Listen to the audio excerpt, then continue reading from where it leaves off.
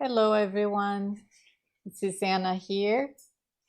I am just a little bit early. I just realized my glasses were kind of dirty, so um, putting my glasses so I can see who is here with me.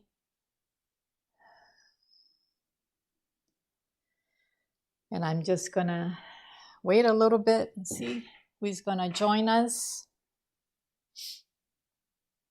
Let's see. I am a couple of minutes early. Usually, if we chat a little bit on the beginning, I try to just cut this part for the replay. Um, so I hope everyone had a great week. I went on vacation. As you guys know, we went to New Orleans for the first time. I really enjoyed it there. Great food. I posted on Facebook for some suggestions of places to eat, what to see. So we did just a few tours over there in North Carolina, in New Orleans. We did the one that was a haunted tour by carriage tour, and that was really nice.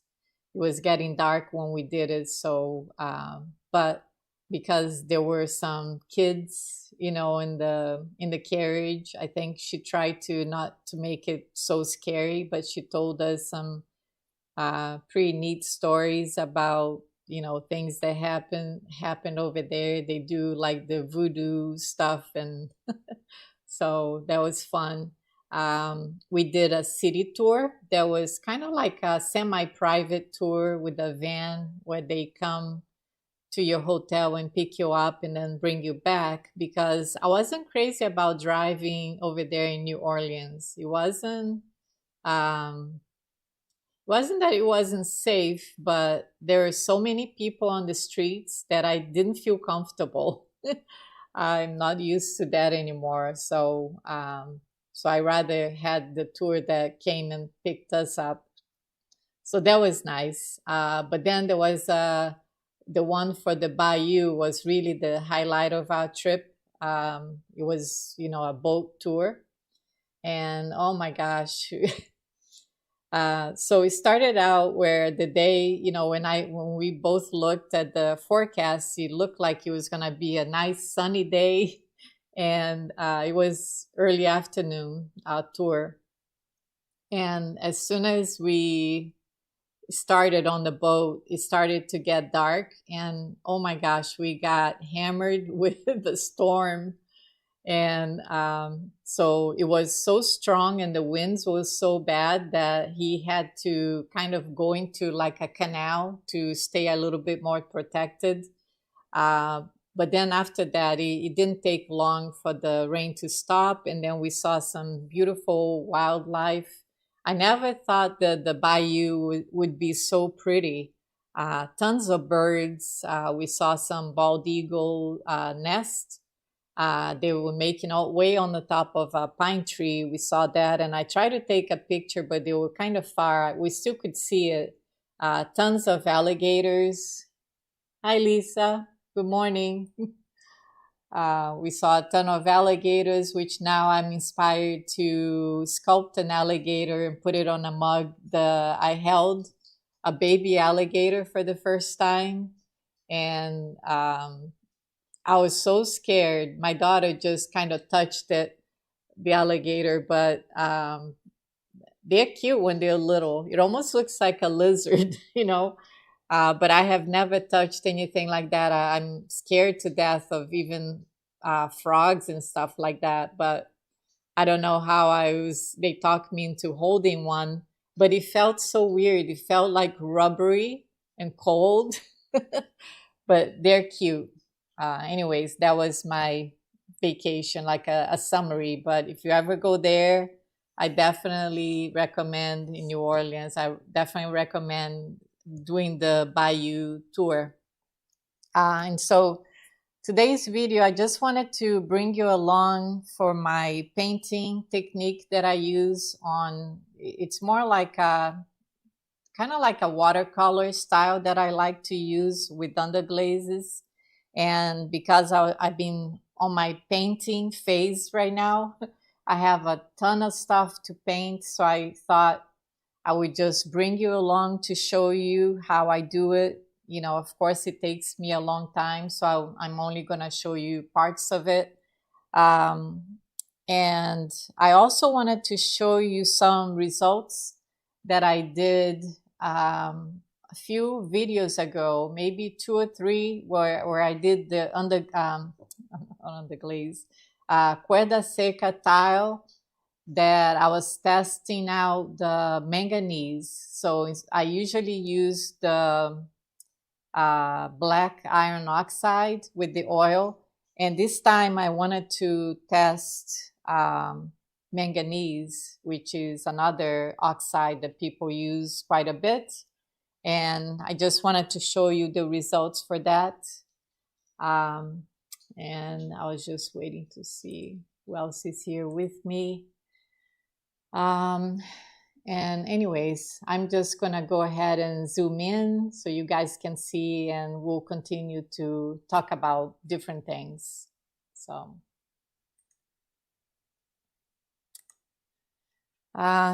this is the teapot that I'm working on, that you guys see right here. And I will continue to work on this.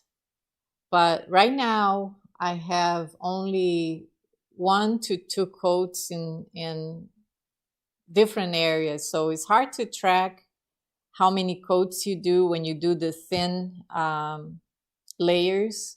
That's what they recommend. And I've been using Kiwi, which I love, but I don't have all the colors that I need. So I had to mix in some Mako fundamentals is what I've been using lately. I do have some Duncan Easy Stroke underglazes, and also some Amaco, depending on the color that I need. If I didn't have it on the Kiwi, is the one that I prefer now to use, because I really like the results that I've had, you know, before when I tested out. But I am mixing, and so far it seems like they work really well together. All these underglazes that I use, I have no problem mixing them. Like sometimes I go from light to dark. As you can see here, I add a little orange to give that kind of like a watercolor effect. Hi, Imogen. Welcome. Oh, watching from the Bahamas. Wow. Enjoy your vacation. So anyways, yeah, that's what I'm gonna do now, is add probably the final coat for this teapot right here. But I do have, like I was saying, I have a ton to paint for my shop restock, which I'm trying to do it by the end of this month. So I have frogs. I have some new things that I sculpted. Like this one is, I believe it's called the red eye skink. I don't know if I'm pronouncing it right. I never done him before, but that's a new one to me. Again, I'm gonna have different frogs that I'll be painting. This is the popular chameleon that a lot of people have requested. So I think I have like 6 chameleons that will be available, and then some parrots. This is like a new concept that I was working on.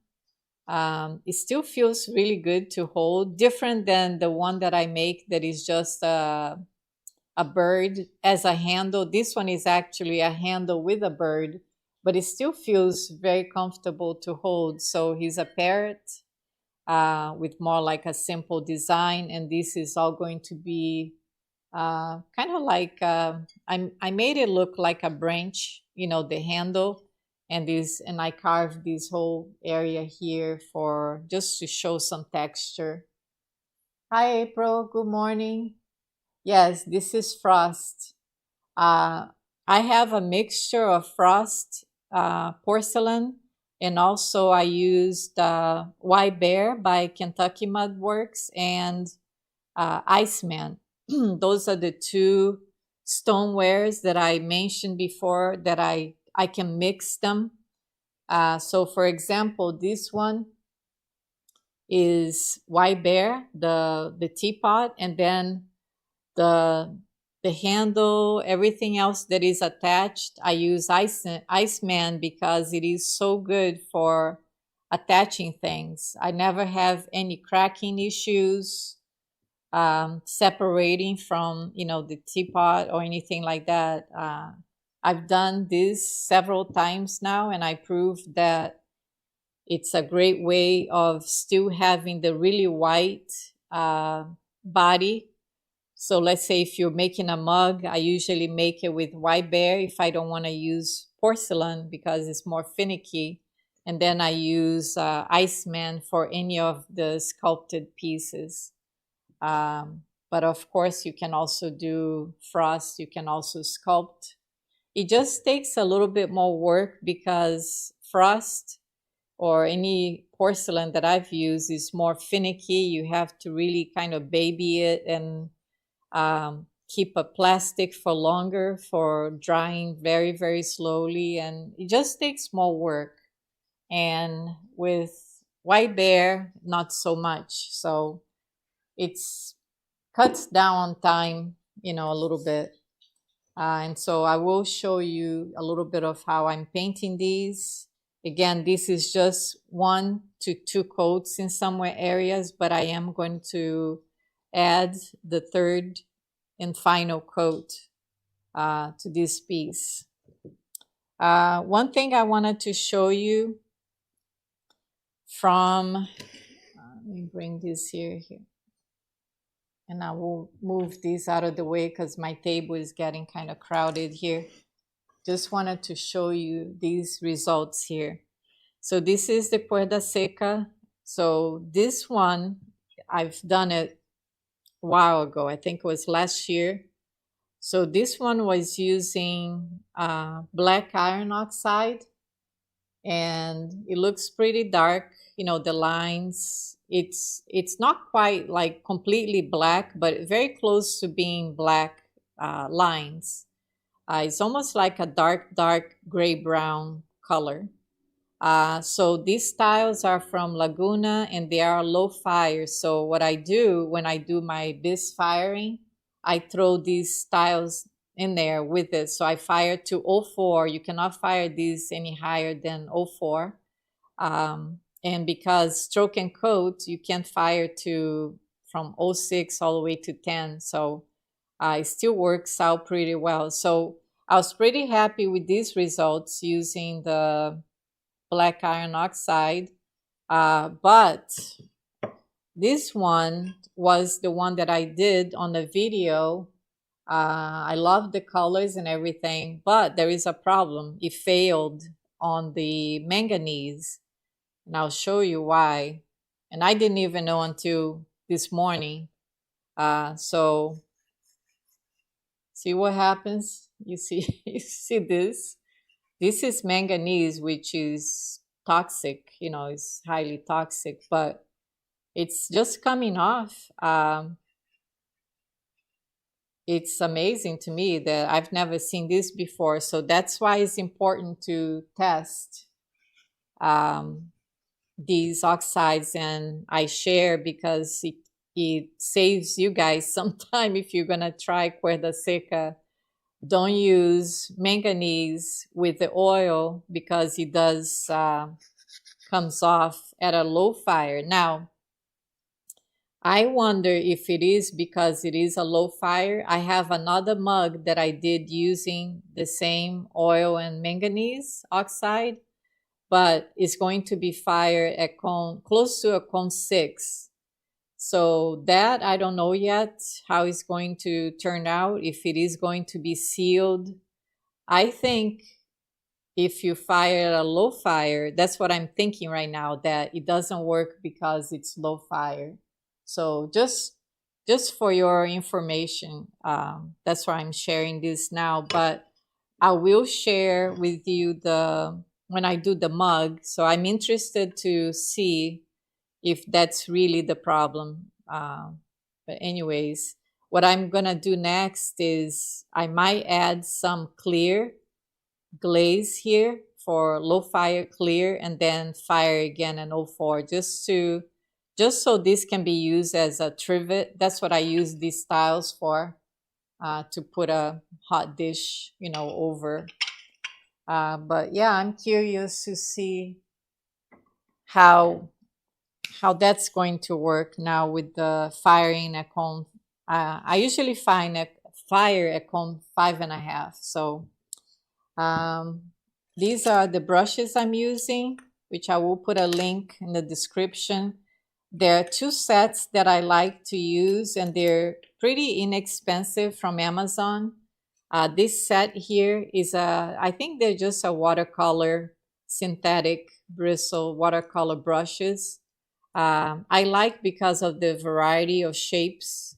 They even have this one that is great for painting like bird feathers, because it's I don't know what they're called, but you see how it's all kind of cut on a zigzag, and they're great for doing the highlights on the feathers if you're making bird feathers. So or a leaf, works really great. So it comes with a variety.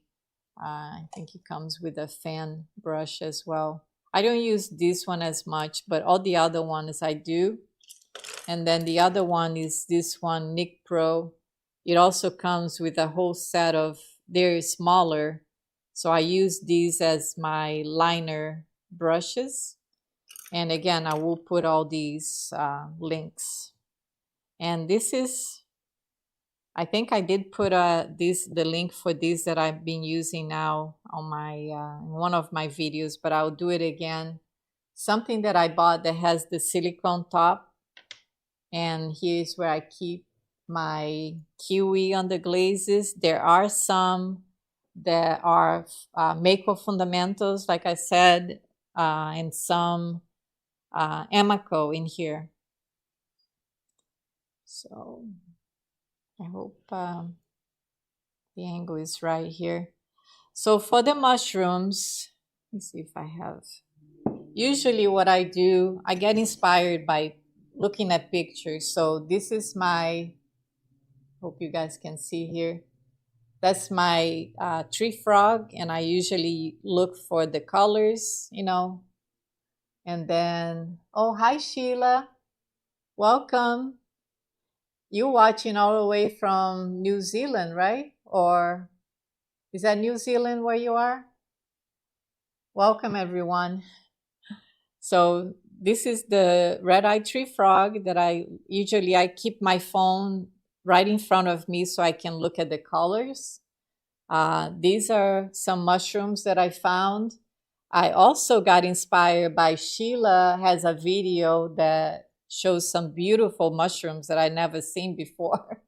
Some of them look like this, right? And I was impressed, and beautiful photography too. So thank you for that video, Sheila. Oh, the Netherlands. Yeah. Nice. And some more that I look, for inspiration. Let me see.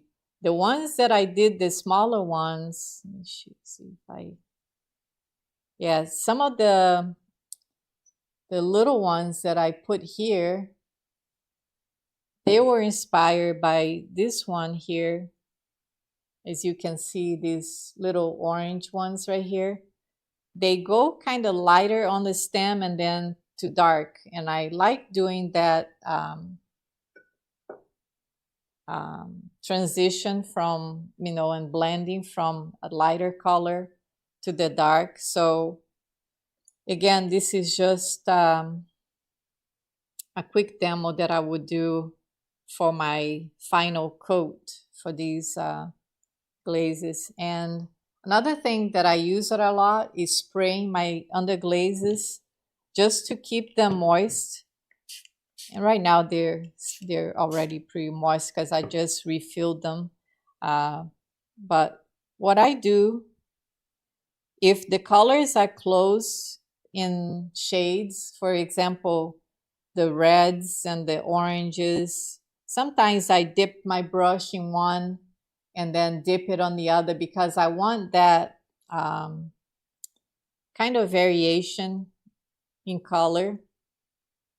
Like I said, I like the watercolor effect. So now here is Radiant Red, is a real bright red from Amaco. And I had another one that was from Kiwi, as you can see, it's a different shade of red. It's more like, they call it chili red, I think.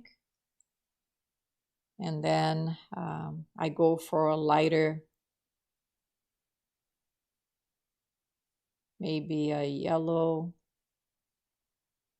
And then you can do some blending here.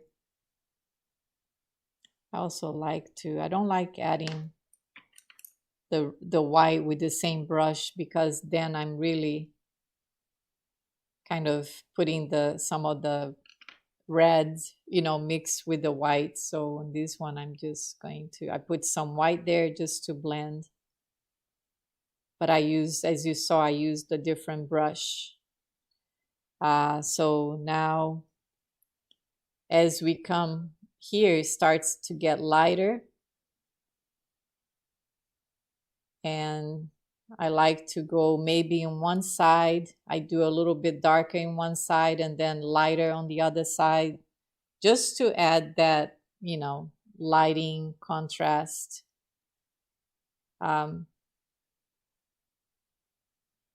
So these are quite thin. I thought about leaving all the 3D parts of this teapot. I thought about leaving it without the underglaze, or maybe using a matte, sorry, I said underglaze, clear glaze. Or I thought about using a satin matte glaze. So I'm debating if I should just use, either the matte clear, or, if I'm going to actually add or leave it just underglazes. So I'm still thinking about it. I did order the Amaco, I think it's SM something, SM10, which is cone 5, cone 5, cone 6 matte or satin underglaze. Sorry, clear. Jeez, I'm horrible at multitasking, as you guys can see. I'm thinking underglaze because I'm painting with underglaze. But anyways, that's my debate right now, is if I should use clear or not.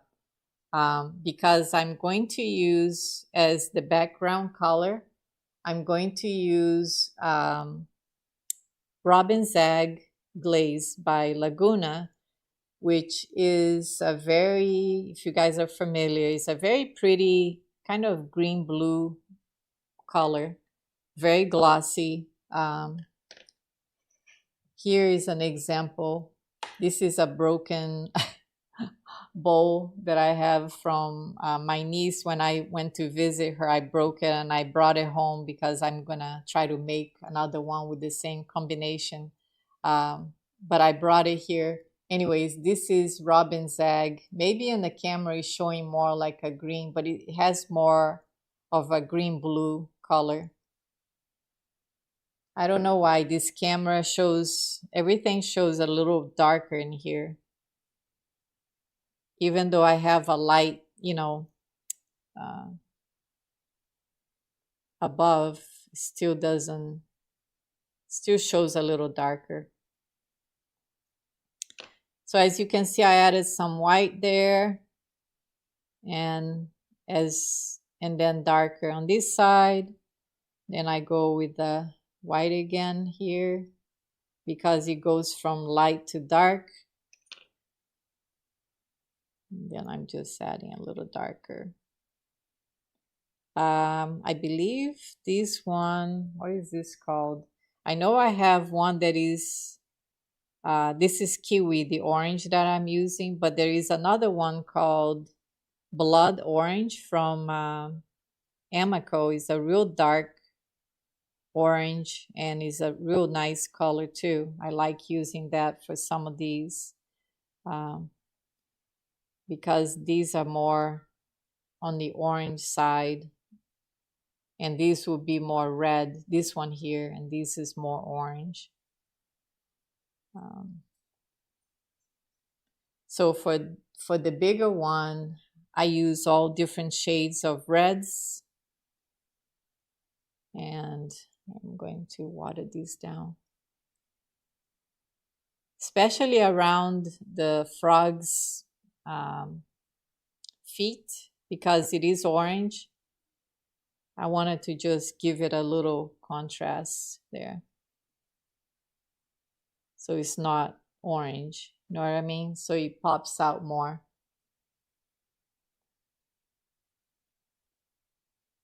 So now I'm using more. It was tricky to paint underneath him right there.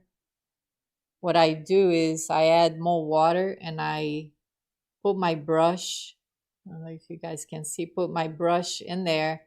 And because it has water in it, the water kind of drips inside. So that's how I had to paint underneath the frog. It was quite tricky to do that. And some whites. And then I'll blend in the white. I just want this part here to be a little lighter. And then I'm gonna use, anyways, that's how I blend some of the colors. You know, if I wanted to show, leave the white there and then keep getting darker as I go towards the edge here, which shows like a, let's see, it shows that this part, to make that rounded being more pronounced, what you do is you do a little darker towards the edges and then lighter towards this. It gives that impression, even though it's already 3D, but it makes it more pronounced, I guess. And I'm gonna do the same thing on this side here of the mushroom. Go a little darker. Purples are really good to show shadows. I always thought that we use grays, you know, to show the shadow, but then I learned from others that do a lot of painting with underglazes that it's really purple that creates that shadow effect. So now I'm using more purples because I learned that from um, Rebecca. What's her name? I'll try to put her name here on the description because she does beautiful paintings and I've learned a lot with her. She also does tutorials on Instagram. I don't think she has a Facebook, I mean, a YouTube channel, but you guys, if you look at her, um, I think it's called Moth something. Anyways, I can't remember of her page, but she does beautiful painting. Like I said, I've learned a lot from her tutorial. She paints a lot of animals. But you see how these are just thin layers. And you see how I added some purple here at the edge. And then trying to go lighter here.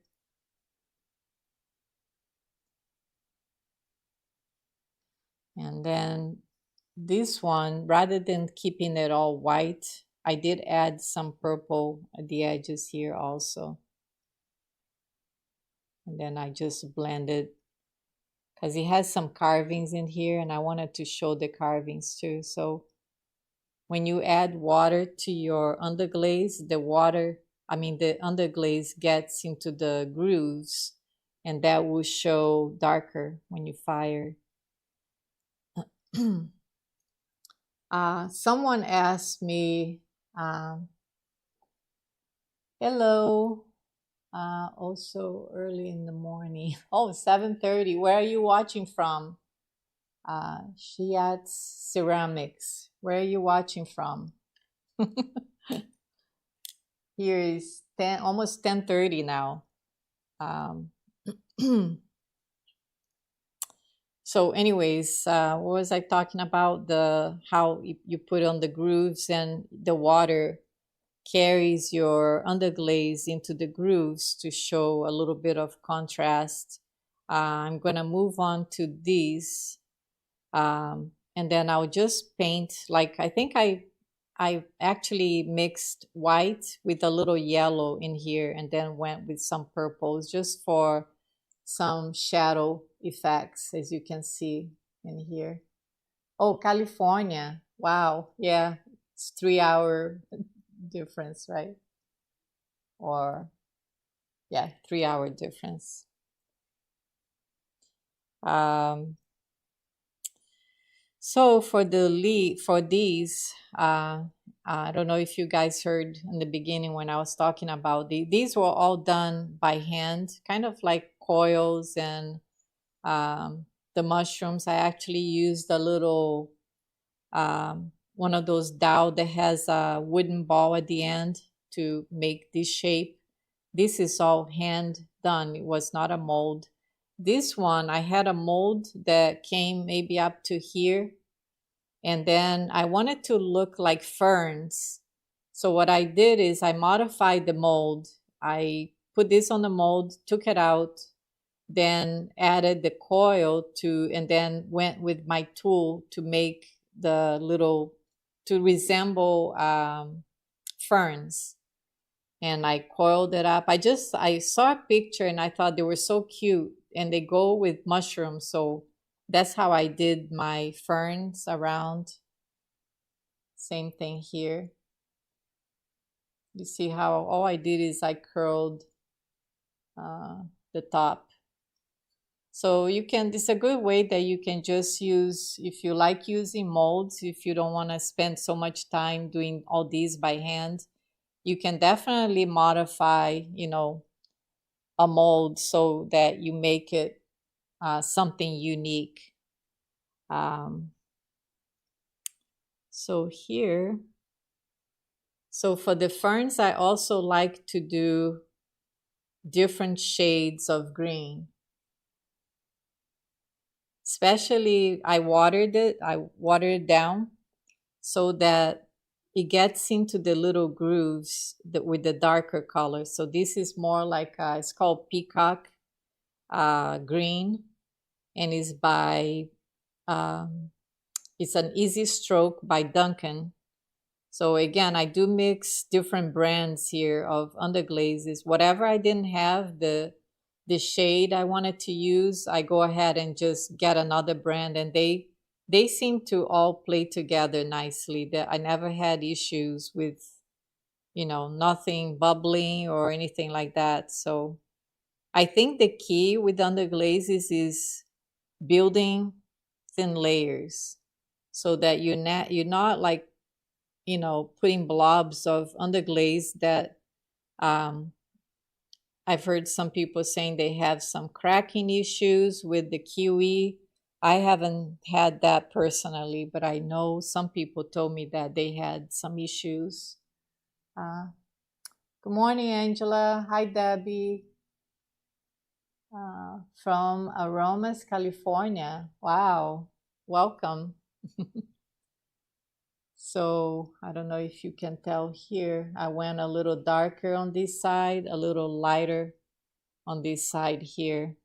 So again, I'm adding the final coat for these painting here. I've already had like 1 to 2 coats. So I go with the darker colors making some, letting it go, get into the grooves.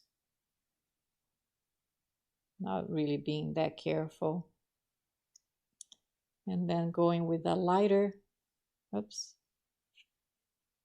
This is more like a chartreuse, just kind of dabbing. Because this is all textured, I want the underglazes to kind of get into the little crevices, and then if I wanted to add some highlights on the very top, let's say there, I just add some white. So white mixed with yellow also gives a nice highlight in some areas. And then, like I was saying, purples are good for shadows.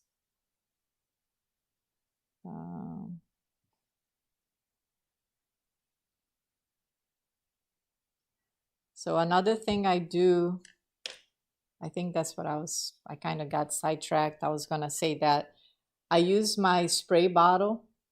And what this is good for, once your underglaze dries, sometimes you don't see the layers of your colors that you use. It's hard to see what's going to look like. So what I do, that's why I spray lightly with this, because it gives you a better idea of what it's going to look like once it's fired. You see how everything gets, you can see kind of like, it lets you see the layers below and what's going to look like. So like, so far I just have, in some areas just one coat. So I have to keep in mind how many coats I've done already. So these are just one to two. So I'm gonna add another coat here. I still have to go around doing the same thing here. As you can see, these are really, really light compared to these look more solid colors. So that's where I want to get to. Again, these little ones, I want to try to resemble this one. I don't know if you guys can see. Oops. So that's the little ones are gonna be similar to this right here. So they don't have any of the white specks on the top, but the bigger one does, the one where the frog is. And for that, I'm going to use, this works great for putting different things. I use the white Mako designer liner, but especially for these mushrooms, which is going to be kind of protruding out from the surface here, I'm gonna use these, and these are great. And I've used it also without any clear glaze on top, and they stay put. So again, that's what I'm gonna use. Let's see. Hey, Tonya. Beautiful, very detailed work. Thank you so much. Yeah, my pieces take me a while to, I definitely work slowly. I'm not in a hurry. Definitely not a production potter, that's for sure. But this is what brings me joy, making sculptures, and I try to make what I'm happy making. So I think that's what we should all be doing. Whatever keeps you happy, that's what you should be making, because I think it shows through your work, right? If it is something that you're making with love, I really is going to show. So this is it for now. Let me see. I had some announcements here that I said on the beginning. I'm going to mention it again because I did have a friend that asked me about my class that I was going to give in Vegas, and she thought about going there, Liana. I don't know if you're here, Liana, but I'm sorry that I'm not teaching there anymore. So, hey everyone, welcome if you're new to my channel. I try to do more of a tutorial every Saturday. Today was a little different just because I have so many pieces that I'm painting that I thought about just bringing you along for what I'm in the process of doing. I have a ton of stuff to paint, which sometimes can be overwhelming for me because I'm trying to meet a deadline to have my sale at the end of this month. And I don't know if I'm going to have time to paint. I've been painting every day. I don't know if I'll have time to have everything. Let's see, I have a questions. Do you do a second bisque firing for a better glaze application absorption? Sometimes I do, and sometimes if I am cramped for time, I just wait until everything is really dry, the underglazes, and then I do the, I brush, like for the outside there. Sometimes I brush and sometimes I dip it in Kitten's Clear, which is a glaze that I mix. Both are really good for using on top of underglazes. They're zinc free, so it's the Kitten's Clear and the HF9. They're both glossy glazes. HF9 is Amaco, is also a great glaze. So for this one, for the teapot, because I am putting maybe, I haven't decided yet, but let's say if I was going to do clear, whether if it is glossy clear or matte, I am going to put some kind of clear. And then, so for that reason, I am just brushing instead of dipping because I didn't want my whole teapot to be in clear. So then I'll just brush on top of the underglazes, and then I'm going to glaze the rest with Laguna Robin's Egg for the branch.